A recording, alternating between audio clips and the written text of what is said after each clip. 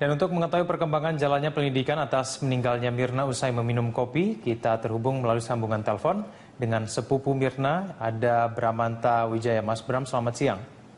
Halo, siang. Ya Mas Bram, izinkan kami menyampaikan duka cita yang mendalam terhadap hal yang terjadi pada sepupu Anda. Semoga keluarga tetap tabah dan sabar menghadapi cobaan ini, Mas Bram. Baik, Mas Bram, mungkin kita hanya bisa mendengarkan ataupun membaca melalui media sosial mengenai apa yang terjadi dengan sepupu Anda.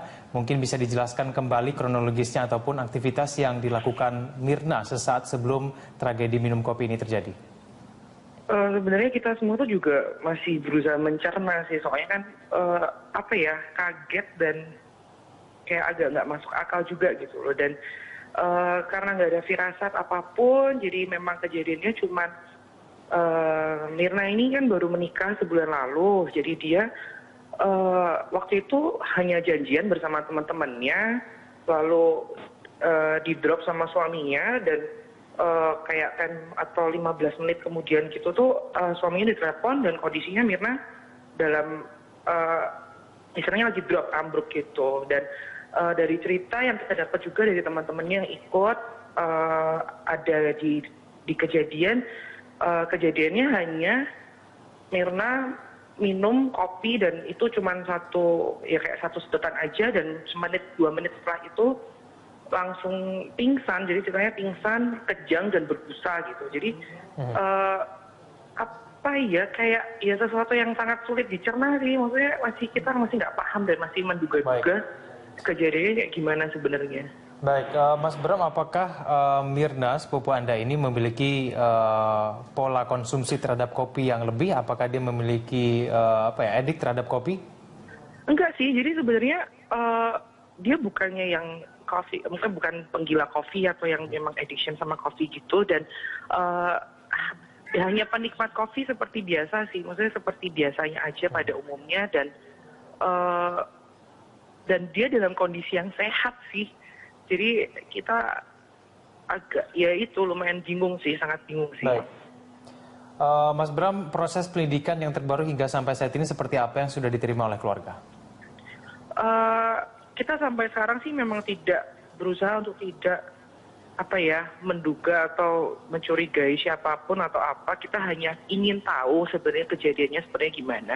Kita masih nunggu kabar kayak hasil pemeriksaan yang didapat dari dokter juga. Kita masih menunggu sih hasilnya gimana. Baik, Mas Bram, kita tunggu bersama nanti kira-kira apa yang akan disampaikan oleh kepolisian. Semoga kebenaran akan betul-betul terungkap. Terima kasih Mas Bram telah mau berbagi informasi bersama kami melalui sambungan telepon. Selamat siang. Basuki Cahayapurnama menyatakan akan menindak tegas klinik chiropraktik yang tidak memiliki izin resmi. Ahok juga mengimbau warga Jakarta agar berhati-hati dengan pengobatan alternatif model klinik tersebut. Kalau nggak ada izin, seluruh jaringannya harus kita tutup. Karena itu nggak ada dasarnya. Seenaknya ya buka-buka tempat gituan gitu. Masih suruh tutup. Dia sewa di mall aja kayak dianggap toko gitu loh. Dia melanggar, saya suruh cari, lapor polisi. Dasarnya apa? Kalau dasarnya nggak ada, harus ditutup. Berarti Dinkes nggak ada izin sama sekali loh. Jadi buat masyarakat hati-hati aja. Kalau mau sakit apa, datang ke rumah sakit aja lah. Nggak usah datang ini dari dunia, dari apa. Kita nggak tahu. Kita juga nggak tahu. ada kerjasama sama pihak mall nggak Pak? Maksudnya? Makanya di dalam mall tuh kadang-kadang saya nggak tahu. Jangan-jangan dia mintanya tempat pijat. Kita nggak tahu. Kalau dia mintanya bukan klinik, pijat doang gimana? Sejumlah klinik First yang berada di salah satu mal di Jakarta Selatan. Di lokasi, petugas gabungan menemukan seorang warga negara asing yang bekerja sebagai dokter tanpa bisa menunjukkan dokumen keimigrasian. Kedatangan tim gabungan dari Kemenkes, Sudin Kesehatan DKI, dan Imigrasi Jakarta Selatan ini membuat karyawan klinik panik. Maaf Pak, tolong jangan ada kamera. Dokumentasi. Enggak, nggak bisa. Apa Pak, ada suratnya nggak? Imigrasi kenapa?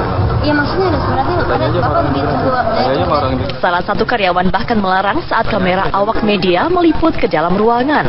Tadi ada tenaga asing kan Mbak? Ayo gimana? Jelasin. Bahkan salah satu warga negara asing yang mengaku sebagai supervisor sempat menghindari pemeriksaan petugas. Meskipun mengakui sang warga negara asing merupakan supervisor klinik, namun temuan tim gabungan menyatakan hal yang berbeda. Warga negara asing tersebut diyakini sebagai dokter praktik terapi tulang yang melayani keluhan setiap pasien yang datang. Untuk mendapatkan keterangan lengkap, tim gabungan berupaya menanyakan legalitas izin kerja kepada WNA tersebut. Hasilnya, warga negara asing asal Inggris tersebut tak mengantongi izin bekerja di Indonesia. Ditemukan satu orang warga negara Bukit dengan nama Demian pengakuannya, namun yang bersangkutan masih belum dapat menunjukkan dokumen identifikasinya. Artinya yang bersangkutan telah melakukan pelanggaran terhadap pasal 116. Nah, setiap orang asing harus dapat menunjukkan dokumen identifikasinya. Izin kliniknya ada, izin sarananya, tetapi izin untuk bekerjanya tidak ada. Apalagi dia mempekerjakan tenaga asing yang katanya cuma menjadi supervisor, tapi dari temuan kita dia mengerjakan atas keluhan data dari pasien tadi. Bahwa itu adalah dokternya dia yang selama ini memegang dia. Sementara itu, salah satu pasien yang tengah berada di dalam klinik mengaku harus mengeluarkan uang belasan juta rupiah untuk mengobati kelainan tulang belakang yang dideritanya. Saya praktik ya 40 kali, pertama kali itu 17 jutaan, lalu paket kedua naik jadi 22 juta. 22 juta 40 kali. Perubahan kan Mbak dirasain saat? Ini aja sih, pegelnya aja gitu, kalau untuk tulangnya belum. Untuk menghindari terjadinya malpraktek, tim gabungan menutup sementara praktek di lokasi ini. Petugas menutup sementara hingga bukti legalitas izin praktek klinik ini dapat diverifikasi, termasuk meminta keterangan warga negara asing yang bekerja di klinik tersebut. Selain klinik yang berada di Jakarta Selatan, tim juga berencana menutup 6 klinik lainnya yang berada di lokasi lain. Razia terhadap klinik chiropraktik semakin gencar setelah adanya dugaan malpraktik yang menyebabkan seorang pasien meninggal dunia. Pasien tersebut meninggal dunia setelah ditangani oleh dokter asal Amerika Serikat yang diketahui memiliki catatan kejahatan dan kesalahan prosedural oleh Asosiasi Chiropraktik Amerika. Dari Jakarta, Reza Fahrani, TV One mengabarkan. Putri mantan pejabat perusahaan BUMN setelah menjalani perawatan di klinik chiropractic First, Pondok Indah, Jakarta Selatan, menuai kontroversi. Pasalnya, kematian tersebut disebabkan oleh adanya gangguan sistem pusat syaraf akibat pengobatan menggunakan metode chiropractic. Berikut analisa Dr. Jose Rizal, jurnalis yang juga dokter spesialis ortopedi. Saya wawancara dengan pasien-pasien yang berobat yang normalnya. Itu lebih kepada stretching. Ya, untuk membuat relax dan untuk memberi menurut mereka untuk mencegah deformitas, termasuk dia bisa bagian skoliosis katanya. Nah, kalau mereka melakukan di daerah yang rawan seperti di cervical di leher, ini berbahaya. Kenapa?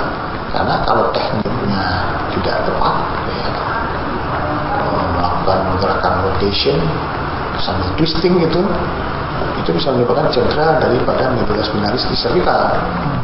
Nah, cedera akan terjadi proses udem, proses inflamasi, swelling. Nah, kalau swelling dia memang tertekan.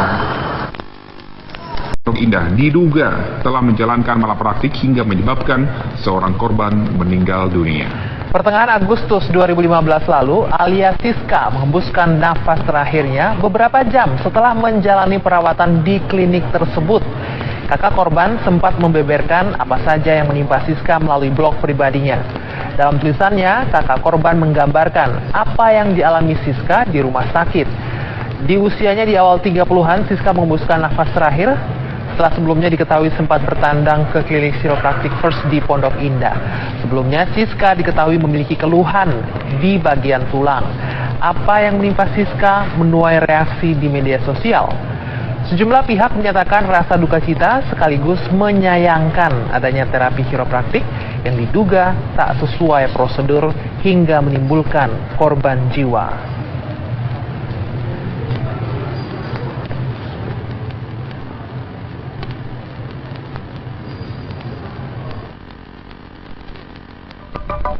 dugaan malapraktik yang dilakukan klinik chiropractic.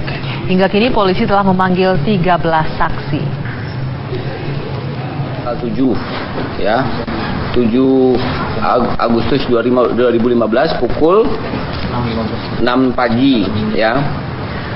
Nah, setelah adanya laporan polisi dari orang tua korban atas nama Ibu Arnis Daelmi, penyidik Polda Metro Jaya melakukan berbagai langkah. Ya, antara lain sudah memeriksa sampai saat ini 11 saksi, ya, 3 saksi ahli, dan kami mendapatkan beberapa fakta yang menarik tentang kasus ini. Namun, problem utama untuk kasus ini berlanjut terhadap khususnya kasus malpraktek adalah kala itu keluarga korban, karena untuk melakukan otopsi harus ada izin dari keluarga yang diotopsi. Keluarga korban tidak ingin dilakukan otopsi dan jenazah sudah dimakamkan. Randall Chafer yang melakukan terapi terhadap korban Siska adalah seorang warga negara Amerika. Semasa berpraktek di Amerika, izinnya dicabut karena bertindak tidak profesional dan dilaporkan oleh pasiennya.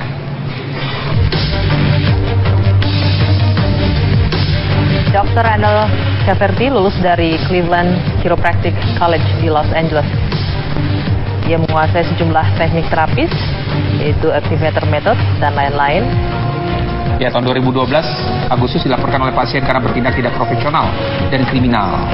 2013, izin praktiknya sempat dicabut dan terkena hukuman dengan masa percobaan 3 tahun.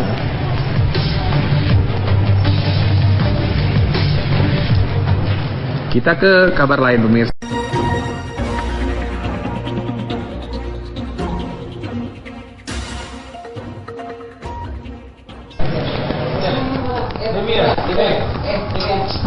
Kedatangan tim gabungan dari Kemenkes, Sudin Kesehatan DKI, dan Imigrasi Jakarta Selatan ini membuat karyawan klinik panik.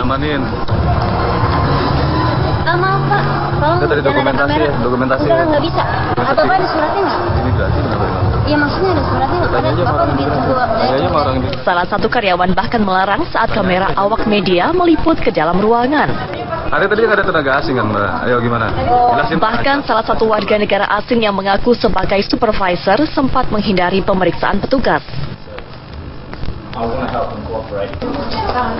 Meskipun mengakui sang warga negara asing merupakan supervisor klinik, namun temuan tim gabungan menyatakan hal yang berbeda. Warga negara asing tersebut diyakini sebagai dokter praktik terapi tulang yang melayani keluhan setiap pasien yang datang. Untuk mendapatkan keterangan lengkap, tim gabungan berupaya menanyakan legalitas izin kerja kepada WNA tersebut. Hasilnya, warga negara asing asal Inggris tersebut tak mengantongi izin bekerja di Indonesia. Ditemukan 1 orang warga negara Bukit dengan nama Demian pengakuannya, namun yang bersangkutan masih belum dapat menunjukkan dokumen keimigrasiannya. Artinya yang bersangkutan telah melakukan pelanggaran terhadap pasal 116. Nah, setiap orang asing harus dapat menunjukkan dokumen keimigrasiannya. Izin kliniknya ada, izin sarananya, tetapi izin untuk pekerjanya tidak ada. Apalagi dia mempekerjakan tenaga asing yang katanya cuma menjadi supervisor, tapi dari temuan kita dia mengerjakan atas keluhan data dari pasiennya. Jadi itu adalah dokternya dia yang selama ini menggunakan dia. Sementara itu, salah satu pasien yang tengah berada di dalam klinik mengaku harus mengeluarkan uang belasan juta rupiah untuk mengobati kelainan tulang belakang yang dideritanya. Saya praktik ya 40 kali, pertama kali itu 17 juta. Merupakan cedera daripada media spinalis di cervical. Nah, cedera akan terjadi proses udem, proses inflamasi, swelling. Nah, dia kalau swelling dia memang tertekan. Indah diduga telah menjalankan malapraktik hingga menyebabkan seorang korban meninggal dunia. Pertengahan Agustus 2015 lalu, Alia Siska menghembuskan nafas terakhirnya beberapa jam setelah menjalani perawatan di klinik tersebut. Kakak korban sempat membeberkan apa saja yang menimpa Siska melalui blog pribadinya.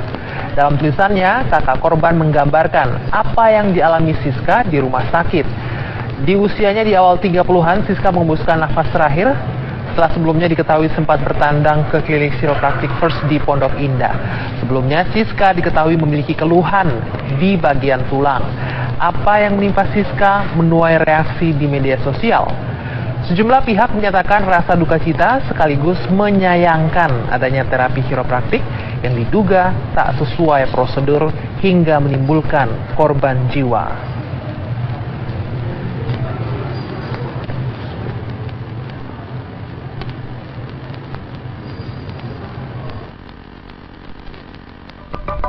Dugaan malapraktik yang dilakukan klinik chiropraktik. Hingga kini polisi telah memanggil 13 saksi. 7 Agustus 2015 pukul 6 pagi ya. Nah, setelah adanya laporan polisi dari orang tua korban atas nama Ibu Arnis Daelmi, penyidik Polda Metro Jaya melakukan berbagai langkah. Ya, antara lain sudah memeriksa sampai saat ini 11 saksi, ya, 3 saksi ahli, dan kami mendapatkan beberapa fakta yang menarik tentang kasus ini. Namun, problem utama untuk kasus ini berlanjut terhadap khususnya kasus malpraktek. Lalu paket kedua naik jadi 22 juta. 22 juta 40 kali. Perubahan kan Mbak dirasain saat? Ini aja sih pegalnya aja gitu, kalau untuk tulangnya belum. Untuk menghindari terjadinya malpraktek, tim gabungan menutup sementara praktek di lokasi ini. Petugas menutup sementara hingga bukti legalitas izin praktek klinik ini dapat diverifikasi, termasuk meminta keterangan warga negara asing yang bekerja di klinik tersebut. Selain klinik yang berada di Jakarta Selatan, tim juga berencana menutup 6 klinik lainnya yang berada di lokasi lain. Razia terhadap klinik chiropraktik semakin gencar setelah adanya dugaan malpraktik yang menyebabkan seorang pasien meninggal dunia. Pasien tersebut meninggal dunia setelah ditangani oleh dokter asal Amerika Serikat yang diketahui memiliki catatan kejahatan dan kesalahan prosedural oleh Asosiasi Chiropraktik Amerika. Dari Jakarta, Reza Fahrani, TV One mengabarkan. Putri mantan pejabat perusahaan BUMN setelah menjalani perawatan di klinik Chiropractic First, Pondok Indah, Jakarta Selatan, menuai kontroversi. Pasalnya, kematian tersebut disebabkan oleh adanya gangguan sistem pusat syaraf akibat pengobatan menggunakan metode chiropraktik. Berikut analisa Dr. Jose Rizal, jurnalis yang juga dokter spesialis ortopedi. Saya wawancara dengan pasien-pasien yang berobat yang non-medis. Itu lebih kepada stretching. Permainan ya, untuk membuat rileks dan untuk memberi menurut mereka untuk mencegah deformitas, termasuk dia bisa bagian skoliosis katanya. Nah, kalau mereka melakukan di daerah yang rawan seperti di cervical, di leher, ini berbahaya. Kenapa? Karena kalau tekniknya tidak tepat, ya, melakukan gerakan rotation sambil twisting itu bisa seperti biasa sih, maksudnya seperti biasanya aja pada umumnya, dan dia dalam kondisi yang sehat sih. Jadi kita agak lumayan bingung sih, sangat bingung sih. Baik. Mas Bram, proses pendidikan yang terbaru hingga sampai saat ini seperti apa yang sudah diterima oleh keluarga? Kita sampai sekarang sih memang tidak berusaha untuk tidak menduga atau mencurigai siapapun atau apa. Kita hanya ingin tahu sebenarnya kejadiannya sebenarnya gimana. Kita masih nunggu kabar kayak hasil pemeriksaan yang didapat dari dokter juga. Kita masih menunggu sih hasilnya gimana. Baik, Mas Bram, kita tunggu bersama nanti kira-kira apa yang akan disampaikan oleh kepolisian. Semoga kebenaran akan betul-betul terungkap. Terima kasih Mas Bram telah mau berbagi informasi bersama kami melalui sambungan telepon. Selamat siang. Basuki Cahayapurnama menyatakan akan menindak tegas klinik chiropraktik yang tidak memiliki izin resmi. Ahok juga mengimbau warga Jakarta agar berhati-hati dengan pengobatan alternatif model klinik tersebut. Kalau nggak ada izin, seluruh jaringannya harus kita tutup. Karena itu nggak ada dasarnya. Seenaknya ya buka-buka tempat gituan gitu. Masih suruh tutup. Dia sewa di mall aja kayak dianggap toko gitu loh. Dia melanggar, saya suruh cari lapor polisi, dasarnya apa? Kalau dasarnya nggak ada harus ditutup. Nggak ada izin sama sekali lah. Jadi buat masyarakat hati-hati aja, kalau mau sakit apa, datang ke rumah sakit aja lah, nggak usah datang ini dari dunia dari apa. Kayak kita nggak tahu, kita juga nggak tahu. Ada kerjasama sama pihak mall nggak Pak? Maksudnya? Makanya di dalam mall tuh kadang-kadang saya nggak tahu, jangan-jangan dia mintanya tempat pijit. Kita nggak tahu. Kalau dia mintanya bukan klinik, pijat doang gimana? Sejumlah kasus First yang berada di salah satu mal di Jakarta Selatan. Di lokasi, petugas gabungan menemukan seorang warga negara asing yang bekerja sebagai dokter tanpa bisa menunjukkan dokumen keimigrasian. Dan untuk mengetahui perkembangan jalannya penyelidikan atas meninggalnya Mirna usai meminum kopi, kita terhubung melalui sambungan telepon dengan sepupu Mirna, ada Bramanta Wijaya. Mas Bram, selamat siang. Halo, siang. Ya Mas Bram, izinkan kami menyampaikan duka cita yang mendalam terhadap hal yang terjadi pada sepupu Anda. Semoga keluarga tetap tabah dan sabar menghadapi cobaan ini, Mas Bram. Baik, Mas Bram, mungkin kita hanya bisa mendengarkan ataupun membaca melalui media sosial mengenai apa yang terjadi dengan sepupu Anda. Mungkin bisa dijelaskan kembali kronologisnya ataupun aktivitas yang dilakukan Mirna sesaat sebelum tragedi minum kopi ini terjadi.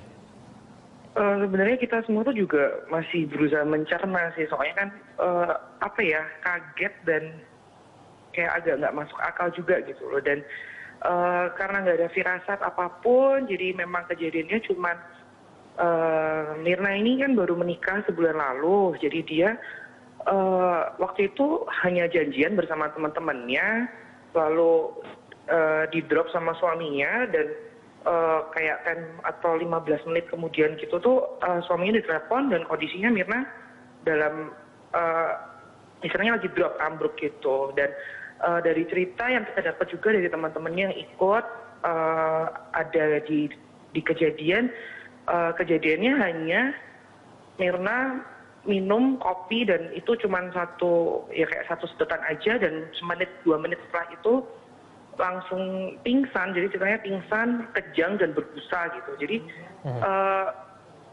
kayak sesuatu yang sangat sulit dicerna sih. Maksudnya kita masih nggak paham dan masih menduga-duga kejadiannya kayak gimana sebenarnya. Baik, Mas Bram, apakah Mirna, sepupu Anda ini memiliki pola konsumsi terhadap kopi yang lebih? Apakah dia memiliki edik terhadap kopi?